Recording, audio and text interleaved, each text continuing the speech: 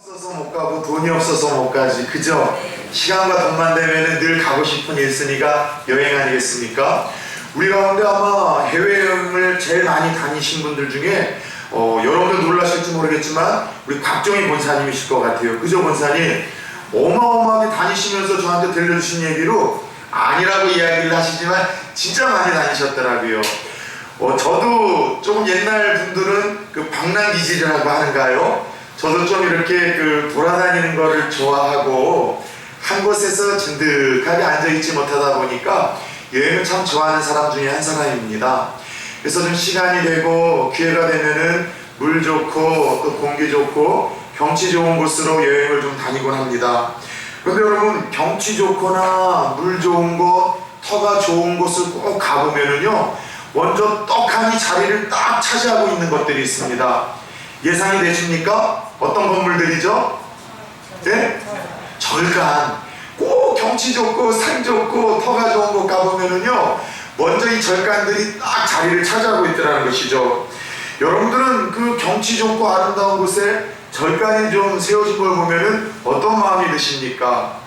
제가 좀 약간은 대리만족이라고 할까요? 지난 가을에 산행을 우리 갔었을 때 거기 추정성 권사님 무슨 절이었었죠? 네? 몰라요. 거기 남산원이 거기 무슨 절이었었습니까? 우리 금령산 올라갔을 때 거기 되게 이렇게 절벽 사이에 이렇게 암자를 저질렀답니다. 죄송합니다. 지어놨는데 얼마나 예쁜지 모르겠어요. 게다가 이렇게 햇빛이 비치는데 그 암자의 세상에 단풍이 예쁘게 젖어서 어우러진 거 보니까 색이 나더라고요. 그런데도 또 이렇게 사찰 관리인들이 있어서 저는 말을 함부로 못했는데 우리 추정선 권사님이 제 속에 있는 말 시원하게 여기다가 기분 나쁘게 절을 달았냐고 얘기를 하는데 되게 만족이 느껴지더라고요. 여러분들께 더 좋고 아름다운 곳에 세워진 절간을 보면은 어떤 생각을 하실지 모르겠지만 저는 조금 이 못된 목사라서 그런지 모르겠지만 좀 뺏어오고 싶어요. 저 좋은 자리 뺏어서 저기다가 수양관을 좀 짓고 싶고 좀 저기다가 이렇게 기도처서나 교회 관련된 건물을 지면은 진짜 좋겠다는 생각을 좀 가져요. 그런 데서 눈을 감고 아버지 하고 그러면은 하나님이 나 여기 있다 하고 막 딱 나타날 것 같은 막 그런 느낌의 아름다운 장소들이 있다는 것이죠. 그런데 여러분들 솔직하게 저 개인적으로 세상으로부터 좀 뺏어오고 싶은 것들이 있다면 이런 경치가 좋고 아름다운 좋은 터만이 아니라 솔직하게 말씀드리면은 세상에서 부르고 있는 노래들 중에 너무나 괜찮은 노래 가사말을 좀 뺏어다가 찬송가 가운데 조금 덧입혔으면 좋겠다는 생각을 종종 해봅니다. 여러분, 나훈아 집사님 부르신 그 찬양 얼마나 좋아요. 앉으나 서나 누구 생각? 주님 생각. 이 세상에 하나밖에 둘도 없는 나의 주님. 이게 얼마나 귀한 고백입니까? 그리고 당신 주님을 향한 나의 사랑은 무조건이야. 하나님을 향한 막 일편단심에 막 찬양이 막 세상 노래에 담겨져 있잖아요. 이른 아침에 잠에서 깨요 새벽 예배 할 수 있다면 아멘. 나는 저 노래를 갖다가 찬송가로 쓰면 막 진짜 좋을 것 같아요. 그런데 여러분, 솔직하게 이야기해 봅시다. 아무리 세상 노래의 가사가 아름답고 감동이 된다고 해서 그런 노래에 하나님이라는 이름 집어넣고 신앙적인 단어를 넣는다고 해서 예배 때마다 찬양하는 교회들이 있을까요? 없을까요? 없어요. 왜 그런가 하면은 단지 노래에 세상에서 좋은 가사 하나 띄어다가 하나님이라는 이름과 단어로 대신 사용을 하고 신앙적인 내용 하나 넣었다는 것만으로는 하나님을 기쁘시게 할 수 있는 진정한 찬양이 될 수 없다는 것을 우리는 이미 알고 있기 때문입니다. 여러분, 한번 물어봅시다. 우리가 가지고 있는 이 성경에는 찬송, 찬양 이런 말들이 한 몇 번이나 반복이 될 것 같습니까? 저는 좀 궁금하면은 못 참는 성격이잖아요. 예전에도 한번 찾아서 설교 때 한번 인용한 적이 있었었는데 망가비 연사는 이동환 목사도 비껴갈 수 있다 없다? 없다는 것이죠. 잊어버렸어요. 그래서 오늘 찬양 대원신 예배를 통해서 다시 한번 성경에는 찬양, 찬송이라는 단어나 그런 하나님의 명령이 몇 번이나 기록이 될까 진짜 검색을 해서 찾아봤는데요. 찬양이라는 단어는 81번이나 기록이 되어 있고요. 찬미, 다 비슷한 이야기입니다. 하나님을 높여드리라는 거죠. 이 단어는 14번이나 기록이 되어 있고요. 찬송이라는 말은 208번이나 기록이 되어 있고요. 송축하라라는 말은 37번. 그 외에 하나님을 향한 새 노래, 기쁨의 노래 이런 의미로는 176번. 합치면 비슷한 단어, 하나님을 찬양하라, 하나님을 경외하라, 하나님을 높여드리라는 이런 단어가 따라서 해봅시다. 516번. 몇 번이나 기록이 됐다고요? 찬송하고 찬양하라는 이 단어가 516번이나 의도적으로 무수하게 반복이 돼서 사용되어지고 또 우리에게 명령하고 있다는 것이죠.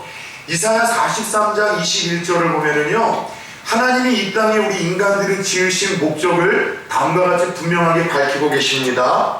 이 백성은 내가 나를 위하여 지었나니 나의 찬송을 하려 함이니라. 하나님이 당신의 백성들을 지으신 이유와 목적이 뭐래요? 예배를 통해서 하나님 찬양하고 하나님 찬미하기 위해서 우리를 지으셨다고 말씀을 하십니다.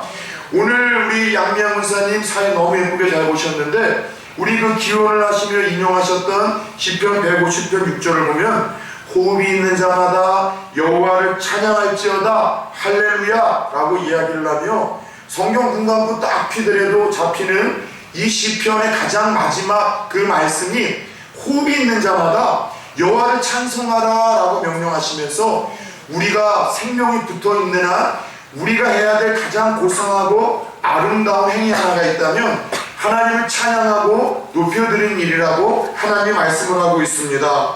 그럼에도 불구하고 성경에서 500번이 넘게 하나님이 명령을 하셨고 심지어 우리를 창조하신 목적도 에베소서 1장 2절을 보면 우리를 구원하시고 예정하셔서 선택하신 목적도 그분의 찬송이 되게 하려 하심이라고 말씀을 하셨고 우리가 살아 숨쉬는 동안 호흡이 끊어질 때까지 가장 힘쓰고 애쓰며 멈추지 말아야 될 거룩한 의미가 찬양이라고 말씀하셨지만 여러분 찬양이라는 것이 무엇인지 그 의미를 잘 알지 못하는 분들이 많더라는 것이죠.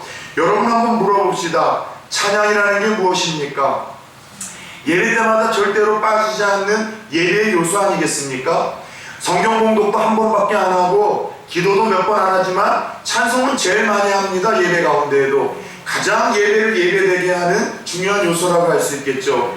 그럼에도 불구하고 찬양이 무엇이냐고 물어본다면 참 애매모호하게 입에서는 맴도는데 머릿속에는 나라는 다니는데 이게 잘 정리가 돼서 잘 여러분들 정의가 되지 않는 게 우리의 안타까움 아니겠습니까?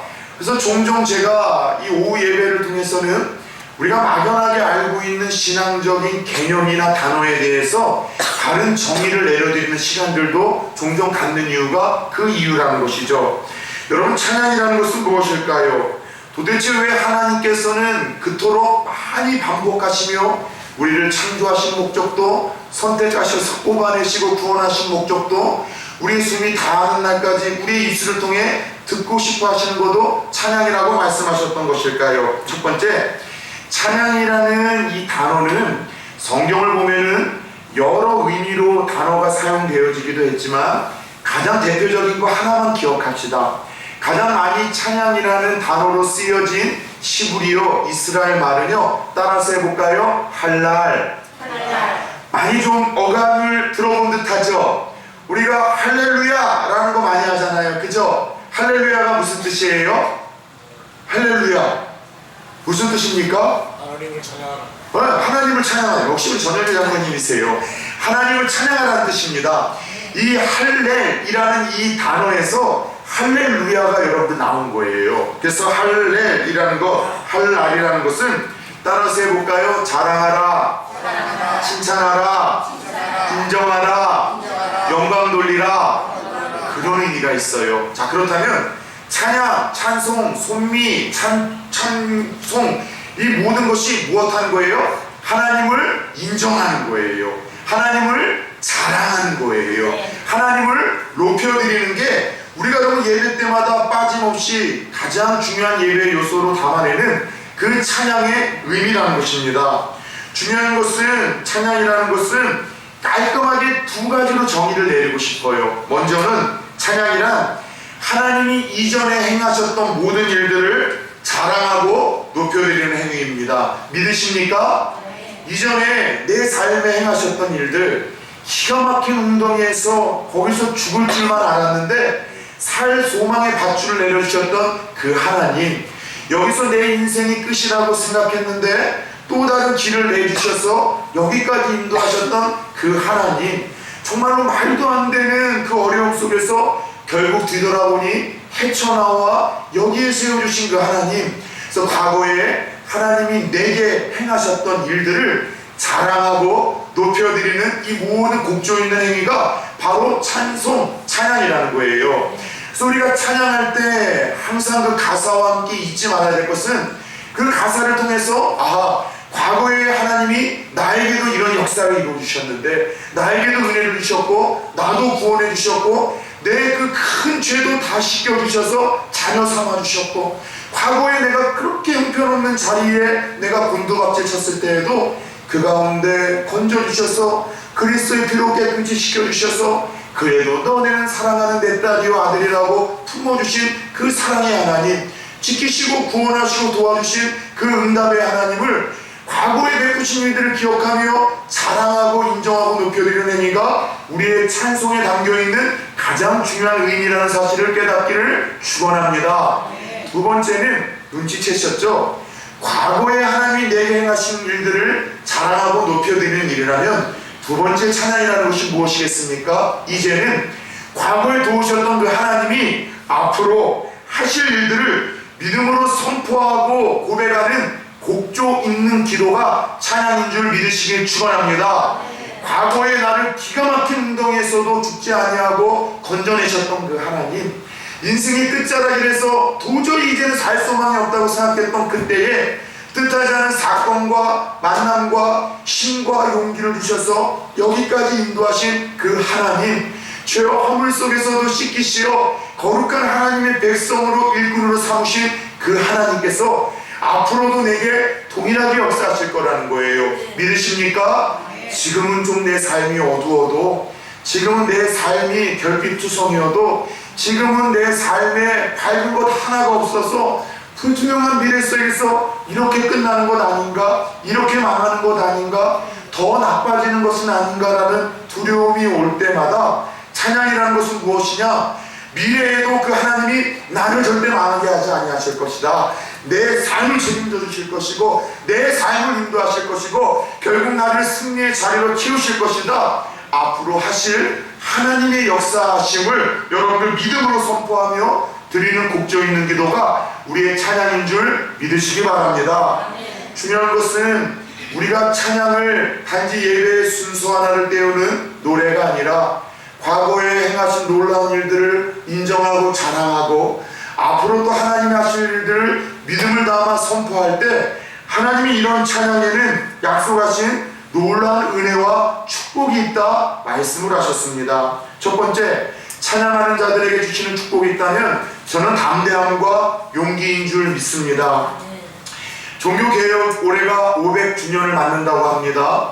종교개혁을 진행하면서 그 루터가 얼마나 많은 생명의 위협을 느꼈습니까? 중세시대에 그 천주교들의 또 가톨릭의 사대들에 의해서 그 죽음에 대한 위기를 많이 느꼈을 때 마지막 그 재판 법정에 가기까지 그가 얼마나 고통스럽고 힘들어 했는지 모릅니다. 그러나 그를 다시 한번 용기를 갖고 그 재판 법정에 담대히 나갈 수 있게 했었던 것은 여러분 그가 찬송을 드릴 때 주셨던 하나님의 은혜요 힘이었음을 알게 됩니다. 우리가 부르는 그 찬송 있잖아요. 내 주는 강한 성이요 방패와 병기 되시니, 이 찬양이 바로 마틴 루터가 그 죽음에 또 이 생명의 위협을 하고 있는 그 가톨릭 법정에 이 부르면서 고백하며 선포하며 나갔었던 그 찬양의 가사가 내주는 강한 성이요 방패라는 이 찬양의 가사라는 걸 알고 있습니까? 초대교회 성도들은 예수를 믿는다는 이유 하나만으로 원형 경기장에 끌려가 사자의 배고픈 그 사자의 그 밥으로 갈기갈기 몸이 찢겨나갈 때에도 하나님 앞에 찬송을 하고 찬양을 하며 그 자신의 앞에 임한 그 죽음을 기쁨으로 맞이하며 순교의 길을 걸어갔음을 우리는 알게 됩니다. 찬양하는 자에게는 하나님이 주어진 환경과 그 어려움을 이겨낼 수 있는 용기와 믿음과 넘치는 힘을 주신다는 사실을 깨닫기를 축원합니다. 두 번째, 찬양을 통해서 과거에 하나님의 하신 일들을 자랑하고 앞으로 이루실 일들을 믿음으로 선포하는 자들에게 약속하신 은혜가 있다면 우리를 괴롭히는 모든 악한 영들로부터 우리를 건지시겠다는 거예요. 여러분들 사무엘상 16장을 보게 되면은 하나님의 성령이 붙들다가 불순종으로 말미암아 그 성령이 떠난 자의 비참한 말로가 무엇인지를 보여주는 좋은 사건 하나가 등장을 합니다. 바로 이스라엘의 초대왕이었었던 사울왕의 이야기죠. 처음에 그가 겸손함으로 하나님을 의지하고 붙들며 나갔을 때 주의 성신께서 항상 그와 함께 하셔서 탁월한 전략을 갖게 하시고 또 용기를 갖게 하시고 힘을 주셔서 항상 이 승승장구로 그가 이 아름답게 하나님께서 길을 열어주셨습니다. 근데 계속해서 불순종하고 또 교만하고 또 그의 문제는 뭐냐, 잘못할 수 있고 범죄할 수 있는데 돌이킬 기회를 자꾸 주의 종지를 통해서 줌에도 불구하고 이 변명하기에 이 급급하고 자기 합리화시키기에 급급해서 절대로 돌이키는 하나님이 주시는 기회를 붙들지 않았던 것이 사울왕의 가장 큰 문제였었습니다. 그래서 하나님께서 그를 회개시키려고 사무엘 선지자를 보내기도 했었고 여러 주의 종들을 통해서 다윗을 통해서도 말씀하셨지만 듣지 않자 결국 주의 성령께서 그를 떠났죠. 그러자 그 성령께서 떠난 빈 공간이 그냥 빈 공간으로 있었던 것이 아니라 악한 영, 악신이 사로잡았다고 합니다. 그러다 보니까 우울증과 조울증과 성경을 보면은 정신분열을 일으키고 피해 망상을 통해서 다윗을 막 죽이려고 하고 자기의 가족들 중에 많은 사람들을 믿지 못해서 이 정신분열 증상을 막 보이기 시작했습니다. 그럴 때 악신이 들었던 이 사울왕을 고치는 방법으로 하나님이 뭘 알려주셨습니까? 찬양과 찬송을 그의 앞에서 듣게 하셨어요. 그래서 그때 찬송과 찬양에 능했었던 다윗을 누군가가 추천을 했고 다윗이 사울왕 앞에서 찬양하고 수금을 타고 찬송할 때에는 그 괴롭히던 악신으로부터 사울왕이 자유함을 느꼈었음을 성경이 기록을 하고 있습니다. 그래요. 여러분들 이 마귀가 제일 무서워하는 것이 두 가지가 있다고 합니다. 그게 뭐냐? 첫 번째는 성도들이 엎드리기만 해도 여러분 마귀는 무서워한대요. 왠지 아세요? 기도하는 줄 알고. 기도하면 마귀는 두려워하는 줄 믿으시기 바랍니다. 또 하나 마귀가 두려워 벌벌 떠는 것이 무엇이냐? 성도들의 여러분 믿음이 담겨있는 찬송인 줄 믿으시기 바랍니다. 찬송이 여러분 선포되고 머무르는 곳에는요 어둠의 역사가 임하지 못합니다. 찬송이 가득한 그 심령에는요 마귀가 쉽게 우울함이나 정신분열이나 여러분 그런 걸로 쉽게 장난질 못해요. 여러분 찬송과 찬양이 가득한 여러분 그 가정에는요 마귀가 너무 쉽게 역사하지 못합니다. 예전에 기도원에서 귀신 들렸던 분을 쫓아내고 나서 들었었던 간증이라고 해야 되나? 아주 재밌는 이야기 하나가 있어요. 이 귀신이 자기를 괴롭히는데 어떻게 먼저 이 작전을 얘기했는가 하면 집에 자기의 아들이 틀어놓는 테이프를 고장내라는 거예요. 테이프 때문에 못 살겠다고 찬송이 들릴 때마다 너무 괴롭다고 테이프하고 그 카세트를 고장내트리기까지 해서 그렇게까지 됐다는 거예요. 그래서 찬송이 떠나니까 더 자기를 힘들게 하는 일들이 있었다고 간증하는 얘기를 직접 들어보았습니다. 사랑하는 여러분, 저는 우리 부산초원교회가 찬양으로 가득한 공동체가 되기를 축원합니다. 흑암의 세력들이 부산초원교회는 발도 못 붙이는 역사가 있기를 축원합니다. 더 나아가 여러분의 가정에 찬양이 넘쳐났으면 좋겠어요. 여러분들 그냥 아무 때나 막 찬양을 불렀으면 좋겠어요. 찬송 부르고 찬양을 듣고 찬양으로 하나님이 위대하심을 고백하고 앞으로 하나님이 하실 일을 믿음으로 선포할 때 하나님이 찬양 가운데 거하실 뿐만이 아니라 찬양을 통해서 믿음으로 선포하는 곡조 있는 기도를 들으시고 그 말씀대로 행하시는 역사가 일어날 줄 믿으시길 축원합니다. 끝으로 찬양할 때 하나님께서는 우리에게 용기와 담대함과 또 악신과 악령으로부터 건지실 뿐만이 아니라 우리를 묶고 있는 모든 삶의 문제를 풀어주신다 약속을 하셨습니다. 사도행전 16장을 보면은 바울과 실라가 복음 전하다가 그만 여러분들 억울하게 잡혀서 매를 맞고 이 감옥 깊은 곳에 여러분들 던져지게 됩니다. 두 발에는 찾고 오늘날로 말하자면은 죄수들이 못 도망가게 발에 이제 수갑을 채워서 쇳덩이 하나를 묶어놓은 거죠. 그런 상태에서 정상적인 사람이 할 수 있는 반응은 무엇이겠습니까?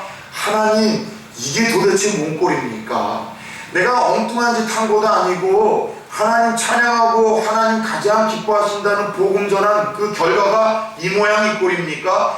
하나님 도대체 살아계신 겁니까? 그렇게 우리가 하나님 앞에 원망하고 불평하더라도 누가 그들에게 손가락질을 할 수 있겠냐는 것이죠. 왜요? 모든 인생들이 주를 위해서 애쓰고 수고하다가 그런 말할 수 없는 고난과 아픔을 당한다면 하나님에게 자연스럽게 원망과 불평이 나올 거예요. 그런데 역시 하나님의 능력과 은혜를 경험하는 자들은요, 예상을 뒤엎는 반응을 항상 보이더라는 것이죠. 그들이 한 번은 뭐예요? 너희 중에 고난당하는 자가 있느냐? 그는 기도할 것이요. 그것이 습관이 되어졌어요. 고난을 당하자마자 기도해야 되겠다, 찬양해야 되겠다가 아니라 평상시 찬양과 기도로 습관이 되었기에 그 고난의 현장에서도 원망불평이 아니라 그들은 나지막하게 찬양을 하기 시작했습니다. 자기의 귓가에 들리던 찬양이 마음에 울리기 시작했고 자기들을 사로잡고 있는 감옥 안에 울리기 시작했고 온 그 지하 동굴 안에 그 찬양이 물려나기 시작할 때 어떤 역사가 일어났어요? 옥문이 열리게 되었고 그 묶었던 착고가 여러분 풀려지는 역사가 찬양하는 가운데 바울과 실라에게 주어졌음을 우리가 사도행전 16장에서 경험하지 않았냐는 것이죠. 하나님이 우리에게 주시는 중대한 메시지가 있습니다. 우리의 삶에 어려움의 문제가 있고 고난이 있다 하더라도 우리가 그 속에서 의지적으로 찬양하며 나아갈 때 그 곡조 있는 기도가 우리의 삶의 문제를 풀어내게끔 하나님이 역사하시는 기도가 되리라는 사실을 믿을 수 있기를 축원합니다. 그래서 찬양이 넘치는 교회, 찬양이 넘치는 가정, 찬양이 넘치는 그 심령에 이처럼 하나님의 영광은 충만하고 사탄의 역사는 함부로 함께하지 못하고 그러기에 때를 얻든지 못 얻든지 복음 전하고 기도하는 일에만 힘쓰는 것이 아니라 찬양이 거룩한 습관이 되어지기를 축원합니다. 운전하시면서도 찬양 들으시고 일하시면서도 찬양 들으시고 그리고 여러분들 이렇게 설거지 하시면서도 찬양을 하시고 샤워하시면서도 찬양을 하시고 목욕탕도 자주 가시는 어르신들이 많은데 추운 날에는 가지 마세요. 입 돌아갈 수 있어요. 큰일 나요. 목욕하시면서 막 때가 나오더라도 찬양해서 이때라 이때라 저 때를 얻든지 못 얻든지 모든 삶에 위해서 찬양을 통해서 하나님을 기쁘시게 할 수 있고 찬양하는 거룩한 습관들을 회복할 수 있기를 축원합니다. 특별히 오늘 우리 함께 읽었던 이 본문에는요, 이와 같은 찬양을 우리가 어떤 마음과 자세로 드려야 하나님께서 기쁘게 받으시는지 우리에게 일러주는 중요한 교훈이 담겨 있습니다. 오늘 본문은 예수님께서 드디어 메시아로서 구원자로서의 사역을 완성하시기 위하여 이제 죽으시러 십자가를 지시러 예루살렘으로 들어가는 바로 그 장면입니다. 겸손히 나귀를 타고 이제 죽기 위하여 예루살렘으로 입성하실 때 어떤 일들이 벌어졌어요?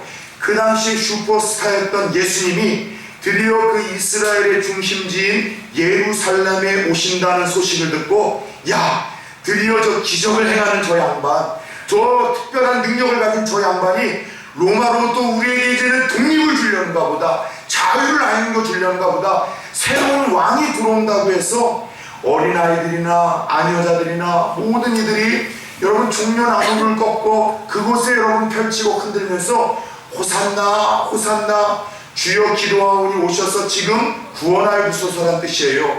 하나님께는 영광이요 우리에게는 평화가 있을 거라고 입성하시는 예수님을 바라보며 길가에 수많은 군중들이 여러분 때를 지어 그 입성하시는 예수님을 찬양하고 찬미하고 있는 장면입니다.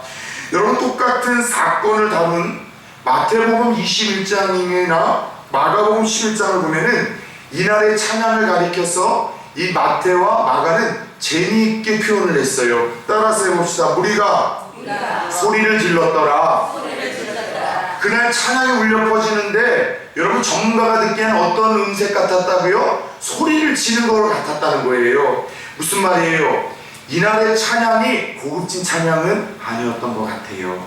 되게 뭔가 어설프고 뭔가 시끄러웠던, 준비되지 못한 찬양이었던 것 같아요. 화음도 안 맞았던 것 같아요. 박자도 틀렸던 것 같아요. 아마도 약속한 정해진 가사가 아니기 때문에 저마다 시끄럽게 여러분 소리치다 보니까 노래는 노래인 것 같은데 무언가 소리를 지르는 것처럼 듣기 어쩌면 불편할 수 있었던 찬양이었던 것 같습니다. 예, 오늘날 교회에서 은혜로운 찬양을 돕기 위한 좋은 시스템이나 악기는 있을 리 여러분 무마하겠죠. 그럼에도 불구하고 찬양할 것을 듣고 있습니까? 제지하십시오.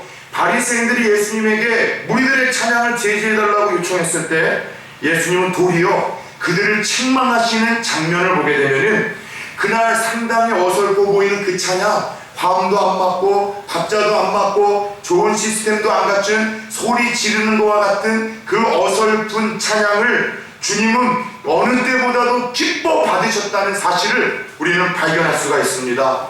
비록 그 무리들의 찬송이 순간의 뜨거움과 순간의 진실이었어요. 왜냐? 예수님 입성하시는 그 찬송을 하던 그 무리들이 조금 시간이 지나서 자신들이 기대했던 대로 놀라운 능력과 이적으로 왕권을 쟁탈하지 않은 그 예수님, 십자가의 길로 걸어가시는 그분을 향해서 여러분 십자가에 못 박으라고 이 소리치던 그 군중으로 이 군중들이 바뀌어요. 그럼에도 불구하고 순간의 진실, 순간의 열정, 순간의 뜨거움이었음에도 불구하고 그날의 그 어설픈 찬양을 주님께서 누구보다도 기뻐하셨고 즐겨 받으셨다는 것입니다. 이것을 통해서 우리가 찬양과 함께 가져야 될 중요한 고정관념 하나가 깨져야 돼요. 여러분, 우리는 찬양도 세상 노래처럼 이왕이면 다홍치 마라, 더 잘 준비된 여러분 모습으로 좋은 화음과 박자가 맞고 아름다운 소리를 내는 사람들이 부르는 찬양을 하나님 더 기뻐하실 거라고 생각합니다. 예, 저도 그것이 맞다라고 생각합니다. 그러나 찬양은 잘 부르기만 하면 최고로 인정받는 세상 노래와는 무언가는 달라야 될 필요가 있음을 이날의 찬양을 통해서 우리는 엿볼 수가 있습니다. 찬양은 잘 부르는 것도 좋지만 좀 어설프더라도 부르는 사람의 진실한 신앙 고백이 그 안에 담겨야 하나님에게 올려질 수 있다는 거예요. 아무리 예쁜 목소리를 부른다 해도 찬양자의 마음 중심에 하나님을 향한 예배자의 마음이 있지 않는다면, 하나님을 향하여 기뻐하는 그 믿음이 담겨 있지 않다면 어찌 보면은 그 가사에는 하나님, 예수님, 성령님이 담겨 있고 교회 안에서 부르는 노래라 할지라도 하나님이 기쁘게 받지 아니하시는 세상 노래와 별 다를 수도 있다는 것을 기억하셔야 됩니다. 그러나 반대로 박자가 좀 틀리고 많이 준비를 못했다 할지라도 주님을 묵상하고 주님을 높여드리려는 진지한 예배자로서의 고백이 담겨 있다면 하나님은 그와 같은 찬양을 그 어느 찬양보다도 기쁘고 즐겁게 흥량하시리라 믿습니다. 제 두 딸이 아주 어렸을 때로 기억이 납니다. 딸들이 있어서 참 비유를 잘 안 쓰려고 하는데 저는 이거는 좀 쓰고 싶어요.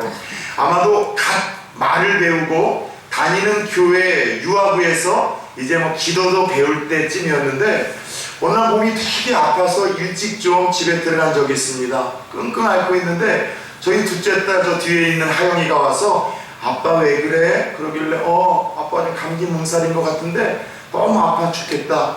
그리고 얼마 전에 그 유아원에서 기도를 배운다는 이야기를 제가 듣고 우리 둘째 딸한테 아빠 좀 기도 좀 해달라고 부탁을 했습니다. 쑥스럽다고 안 하려고 하는 애를 너 기도 안 하면 아빠 죽을 수도 있다. 너 아빠 딸 아니야? 막 협박까지도 하면서 결국 이 둘째 딸 갓 기도를 배우는 게 어린 둘째 딸의 기도를 받기 시작했는데 그 기도의 내용을 제가 정확하게 기억합니다. 하나님, 예수님 감사합니다. 아빠가 많이 아파요. 감사합니다. 아멘. 이 그날의 둘째 딸이 아픈 아빠의 협박에 못 이겨서 한 기도 내용이에요. 예수님 감사해요. 아빠가 많이 아파요. 감사합니다. 아멘. 이거 내용만 들여다보면 무슨 내용이에요? 아빠가 아파서 감사하고 센통이다. 잘됐다. 이런 내용 아니겠습니까? 그래서 이 기도를 이거 어떻게 받아들여야 되는가 막 고민하고 있을 때 옛날 어른들 말이 하나도 안 틀리더라고요. 첫째 딸이 앞에 있는 우리 하민이가 한 살 그래도 또 빠르다고 둘째 딸이랑 나무라는 거예요. 하영아 그렇게 기도해서는 안 돼. 그러면서 이제 역시 형보다 나은 아무 없다라는 생각이 드는 찰나에 이렇게 마무리를 합니다. 예수님의 이름으로 기도해야지.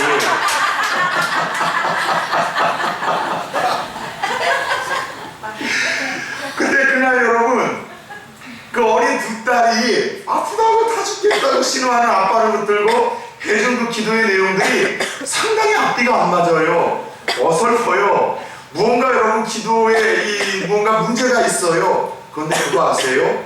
저는 그날 제 생애 처음으로 딸들의 기도를 받은 그날 그 어설픈 표현과 어설픈 기도 내용에 얼마나 울컥할 정도로 큰 감격과 감동을 받았는 줄 아십니까? 이유는 하나예요. 내용도 어설펐고 표현도 어설펐지만 그 마음 중심에 이 두 딸이 아빠를 사랑하는 마음에서 하나님 앞에 진정한 예배자로서 드린 기도라는 것을 저는 알고 있기 때문이라는 것입니다. 그런데 여러분 때때로 우리 하나님 아버지가 우리의 찬양을 받으시면서 좀 그러지 않겠는가라는 생각을 갖습니다. 세상은 표현하는 방법을 중요하게 여깁니다. 표현하는 기술을 중요하게 여깁니다. 표현하는 능력을 중요하게 여기지만 하나님은 그거보다도 찬양을 통해서 우리에게 원하시는 것은 찬양의 표현이 조금 서툴더라도 화음이 안 맞고 박자가 안 맞더라도 예배자의 마음을 가지고 믿음으로 하나님 앞에 나아가는 찬양자의 모습을 기대하고 계시다는 것을 우리 먼저는 온 성도님들이 그리고 두 번째는 오늘 이 헌신 예배를 드리는 찬양대들이 가슴에 새길 수 있기를 축원합니다. 저는 매주마다 우리 찬양대의 찬양에 은혜를 많이 받는 목사예요. 뻥, 구라삼삼, 공갈, 거짓말 조금도 아닙니다. 이 뒤에서 찬양의 은혜를 정말 우리 성가대를 통해서 많이 받아요. 이 적은 무리를 통해서 어떻게 이렇게 아름다운 하모니가 나올까? 그것은 다른 것 아니에요. 적은 무리지만 그 마음 한 분 한 분의 중심에 하나님 사랑하는 마음, 예배자의 마음을 가지고 믿음을 담아 고백하는 그 찬양이기에 이 자막 너머에 있는 목사에게도 감동이 되고 은혜가 되는 찬송을 여러분들이 선포하는 줄 저는 믿습니다. 그러나 오늘 헌신 예배를 통해서 여러분들을 정말 사랑하고 축복하는 목사로서 정말 여러분들이 더 하나님을 감동시킬 수 있는 그런 예배자, 그리고 찬양되는 우리 부산초원교회의 이 예배 문화를 이끌어가야 되는 영적인 리더들로서 여러분들에게 조금 마음을 담아 특별한 부탁을 좀 주의 이름으로 드리고 싶습니다. 그것은 무엇이냐?